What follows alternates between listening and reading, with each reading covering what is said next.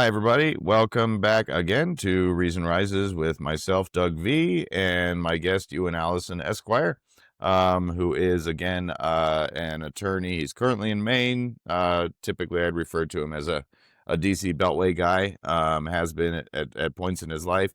And his main area of concern, again, is international war crimes. So we're just going to spend another half hour here and go over Ewan's thoughts on what's going on in Venezuela vis-a-vis what we're doing there. So I'm gonna turn the mic over to you. What do you want to say, Ewan? Let's hear it. The attack on Venezuela was an act of aggression. Aggression is an international crime. Venezuela is a member of the International Criminal Court. The attack obviously happened on Venezuelan territory.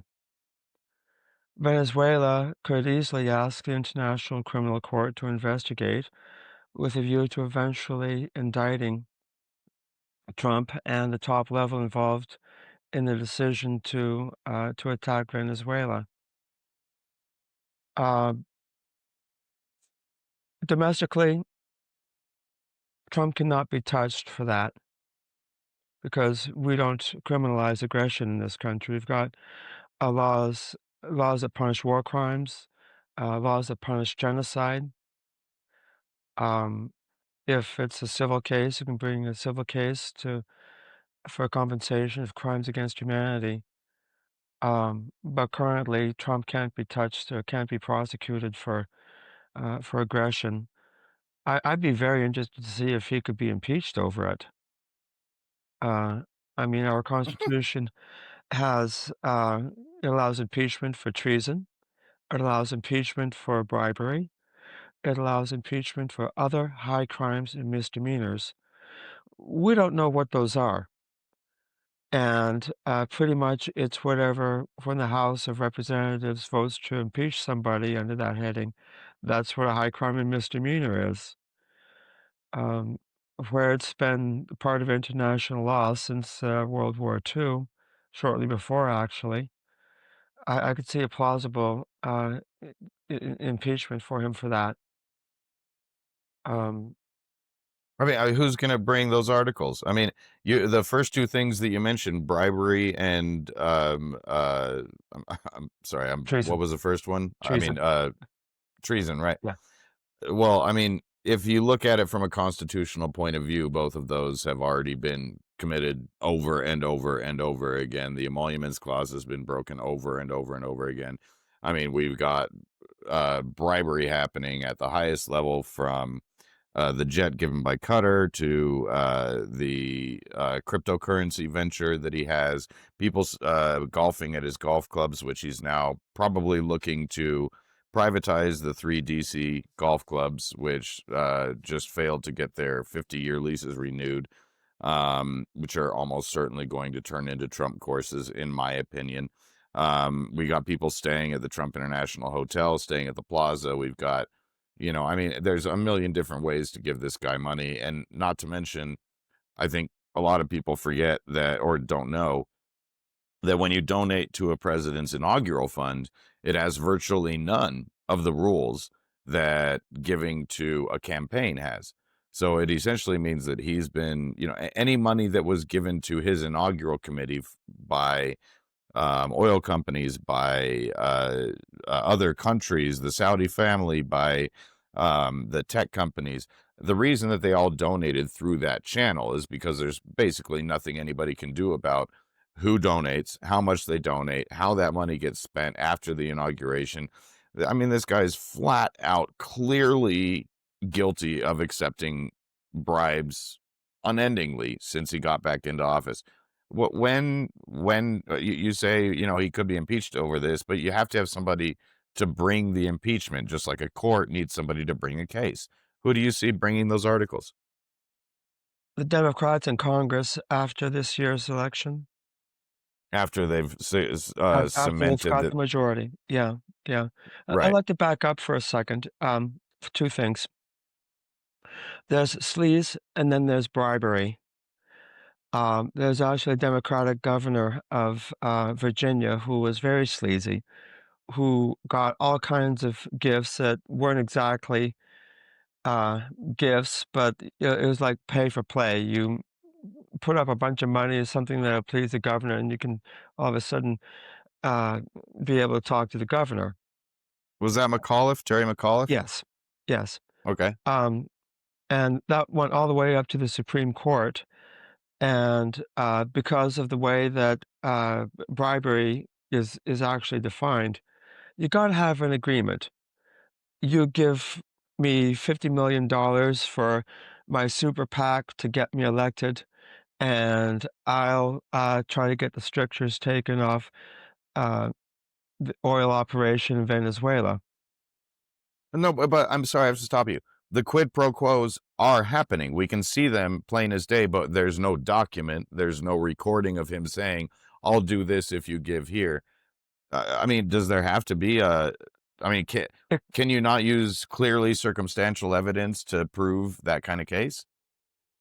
uh, you can have very, very strong inferences, and, they could eventually get to the point where, uh, the only reasonable explanation you have for a particular action is that it was paid for.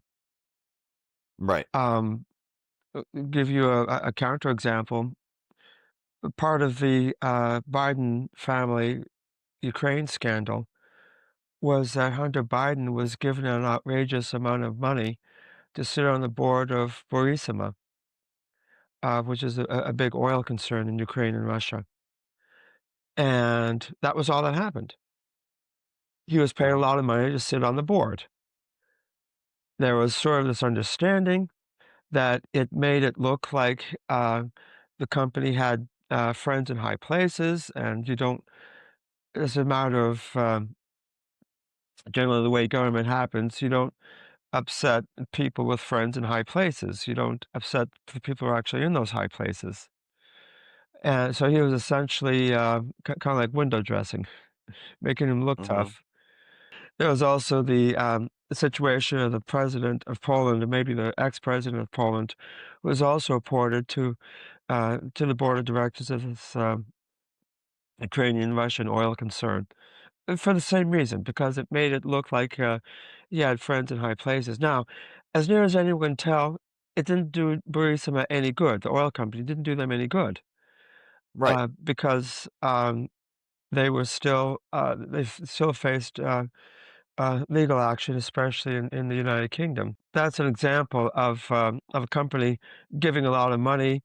Uh, it's sleazy, but because there's no explicit deal made, it wasn't bribery, and you need some level of things being explicit for there to be a bribe.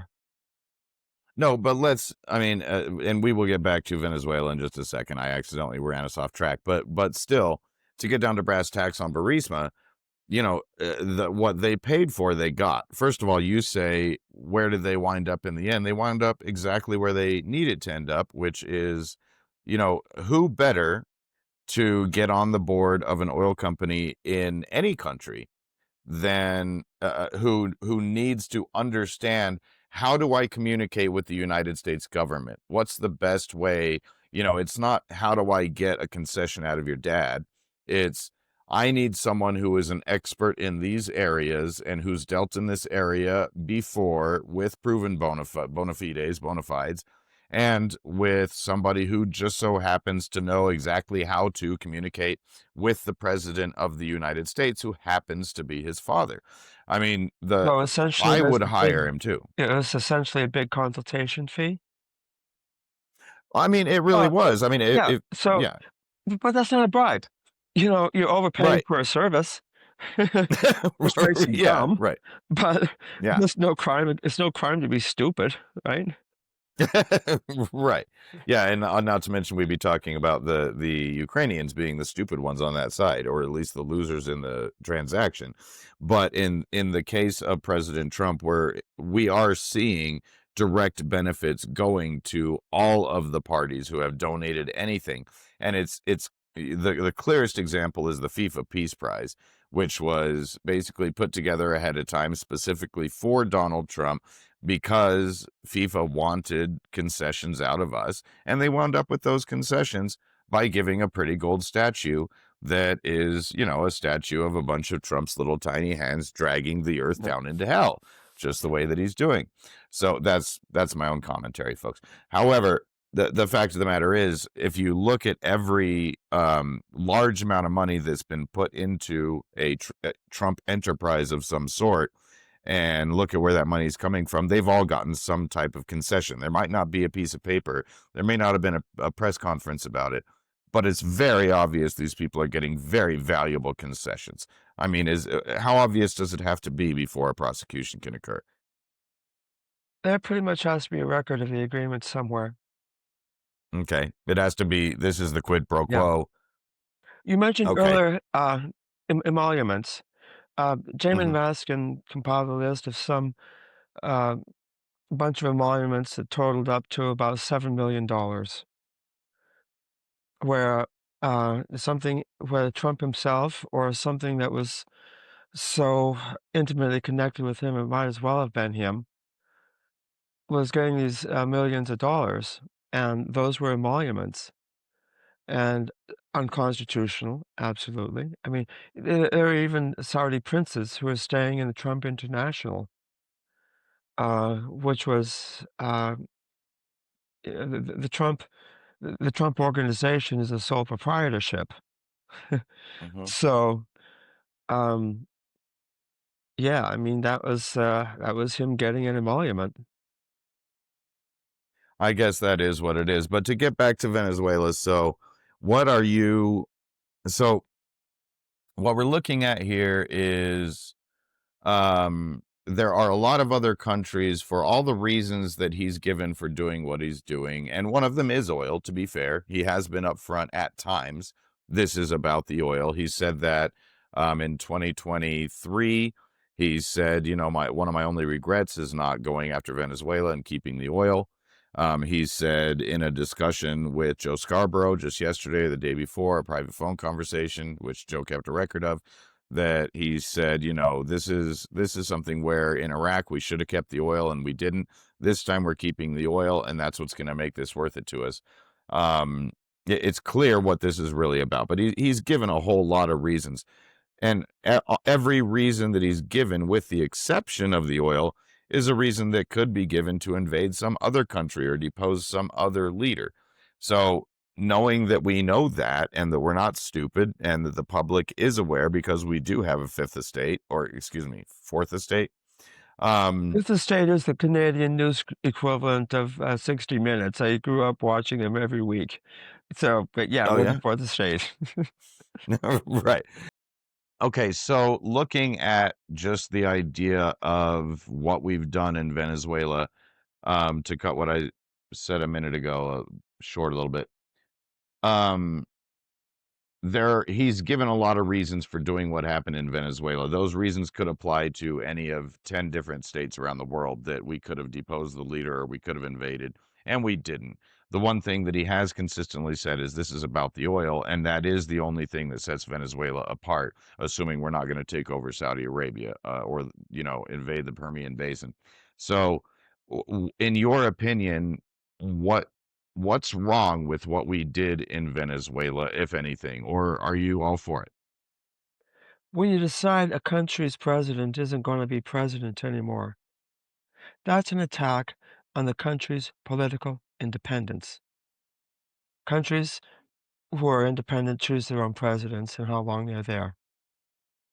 Now, an attack on the political independence of a country, that's the center of gravity for the international crime of aggression. When that's going on, when you're um, invading a country, which we did, you're knocking out their defenses, which you did. Um, you're blockading its coasts, which we did in a limited fashion. Okay, sorry, just thinking out loud. Well, This the blockade for oil tankers. That was fine under international law and U.S. law. If a particular tanker is violating sanctions, you can get a court order to seize the oil. There's actually a line in our Constitution that says when that Congress can um, set provisions for that. So that was Yeah, I'm lawful. sorry, but Um, yes, but to steelman this argument, you just said, we shouldn't be messing around with the duly elected leader of a country. Let's give the Trump administration their due. This guy was not the legitimately elected leader of his country. He stole the country from Maria Machado, who should be in charge in the first place.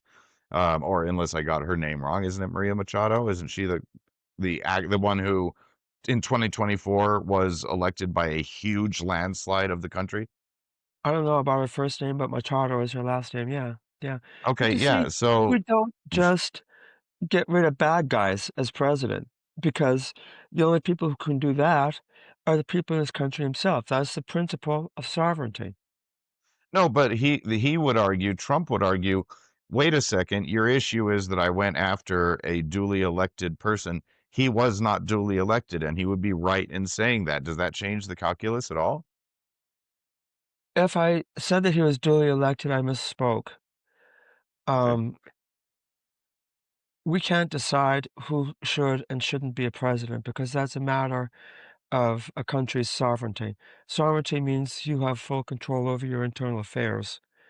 It started around 1648 with the choice of who the state religion was going to be, but the same principle applies to every government is going to handle its own land and population, and that includes who's going to be president, who's going to remain as president.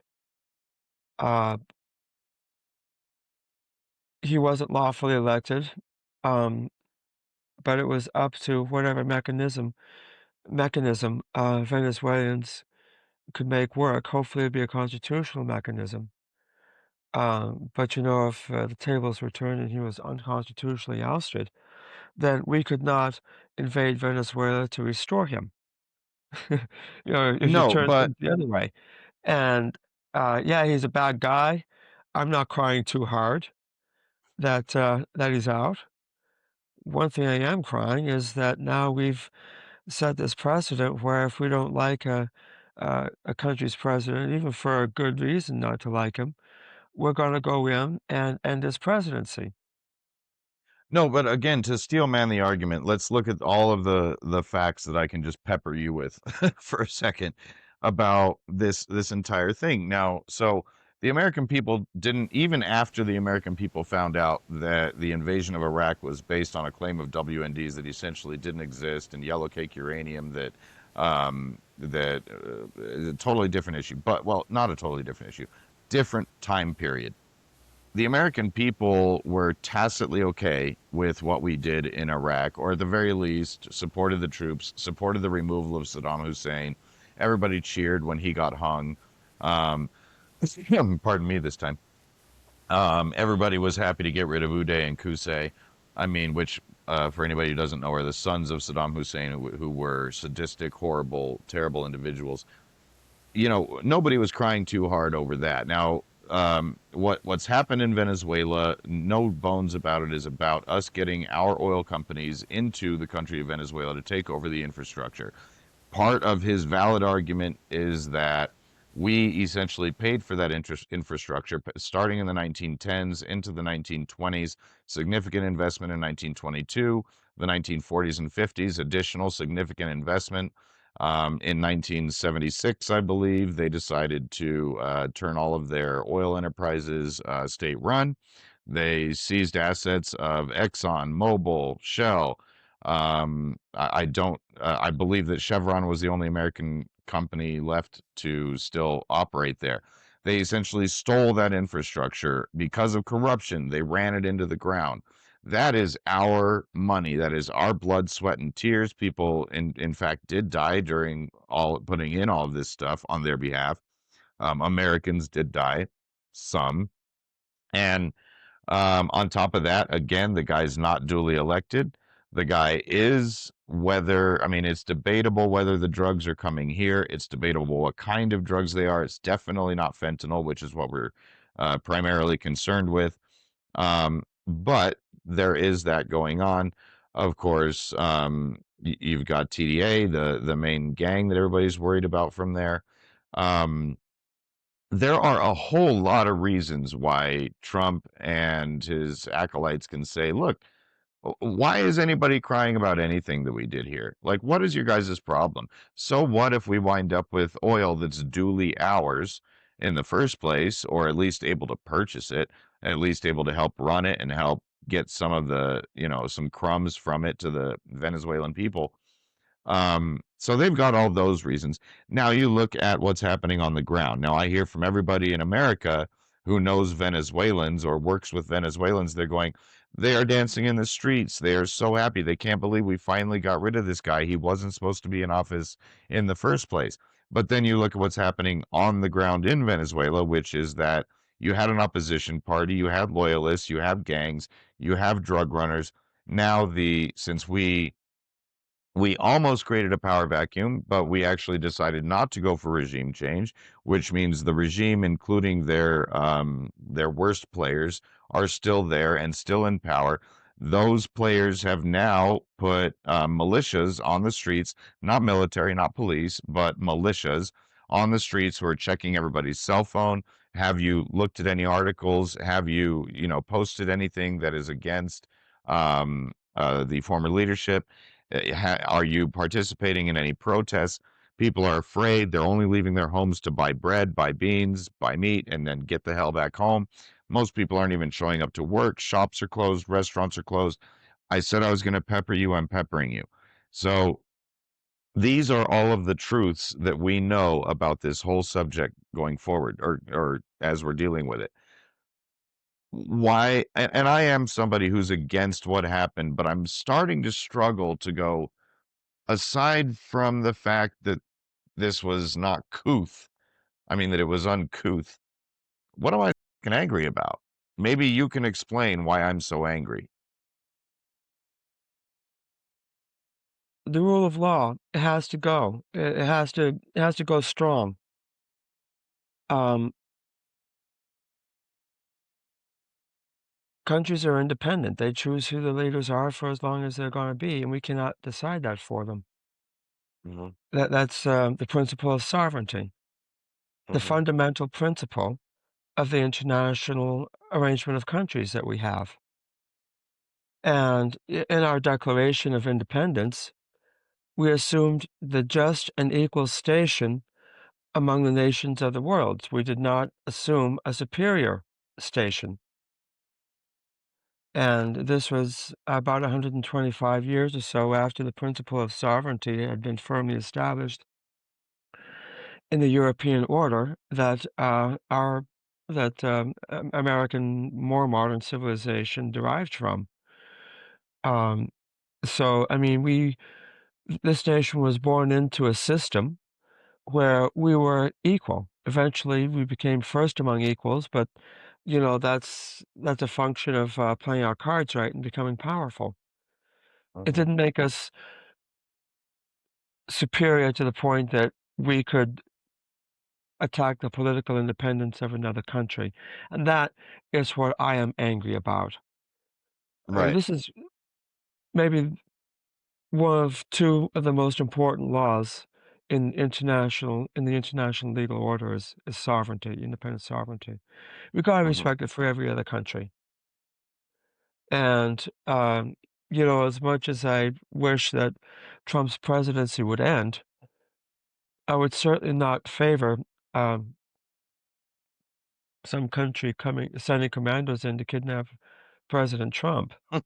right, yeah. I Okay, mean, that's exactly the same thing. That'd be a violation of American sovereignty, right. and I'd be outraged, raged. I'd demand his return. Um, you'd I'd personally draft the letters he'd write to the Speaker of the House and the President pro tem of the Senate saying he can be president again. That's in the 25th Amendment. Um, but, we can't that's what I mean. In a sense, too, of power, that they have power, that they can do what they want because who's gonna stop them? Mhm. At a gut level, that bothers me. That that's bullying. Very well And said. So at the end of the day, it's about not just rule of law and sovereignty, but it's about the world order that we've all agreed to, that we agree is what keeps everybody safe. and how the abuse of power can unravel it. Right. And we saw raw, naked abuse of power. Right. Okay. So, guys, we are running right up against our time here. I've got 4 minutes left with you, and so I'm going to use it to bend his ear on something. I'm just going to ask one question. I'm going to let you go, Ewan. Um, we are almost certainly going to be strong arming Greenland, i.e., Denmark, into ceding that territory to us. I don't know how that's going to go. I don't know if it's going to be successful. I got a lot more thought to put into this. But my question to you would be firstly, correct me if I'm wrong, Denmark is a NATO ally, correct? Correct. Okay. So, how effed up does this get when we potentially decide to send in the military to take over the territory of one of our own NATO allies? And how messy does it get when Article 5 gets applied to the situation? By Are Denmark? we, yeah, I mean, are we going to have other countries coming to Denmark's defense, i.e., Greenland's defense, against the United States? I mean, how messy could this get? And I'll let you go. It can get as messy as, the other countries who come to Denmark's defense can make it. There's already positions, the British Prime Minister, the French President, I think also the French Prime Minister, the German Chancellor, I think Spain, Portugal. All these other countries have raised warnings that they regard Greenland as Denmark's. And, if the United States does attack a NATO ally, then the North Atlantic Treaty is a dead letter. It Right. might be in some sense still, part of international law. As a practical matter, it's probably just gonna be international law among everyone except the United States. Uh-huh. And, uh, depending on how other countries, want to, be in good odor with the United States, they might or might not come to the aid. It could be a sense that, whatever invasion can be, uh, countered immediately and while it's still rather relatively small. Um, but you're right, But there it's, is I mean, there's potential for us to wind up at war with a NATO ally here. correct. Well, Okay. Well, just invading Greenland militarily would be, an attack on, a NATO ally right. Okay. and Terrifying after stuff. aggression. Yeah. Okay, well, this isn't the America that I grew up in, but it's the one that I've been force fed over the last year. So, I think we're all adjusting, we're all adapting. We are human beings and we're good at that, so that's good news. Adapting is what we do best, but this is, man, so uncharted. Um, we will dive deeper into all of these subjects, and who knows how and when and where, but we will get to them. Ewan, I really very much on a personal level want to thank you for pushing through. I know that you're going through an illness right now, have a difficulty speaking, so we very much appreciate you giving us your time, being willing to push through it. I'm going to eschew some of our typical editing rules so that I can cut some stuff out. I will make sure that you get a chance, of course, as always, to look over all this before I release it. To the audience, I want to thank you guys for being with us this evening or whenever it is that you get a chance to watch it. And look forward to much more to come and look forward to Ewan being a frequent guest of mine. Ewan, thanks so much. It's been a privilege and a pleasure. Thank you so much for having me. Absolutely. And everybody, again, thank you for being here for Reason Rises with Doug V. Just remember to like, subscribe, comment, and share. And we will be talking to you very soon.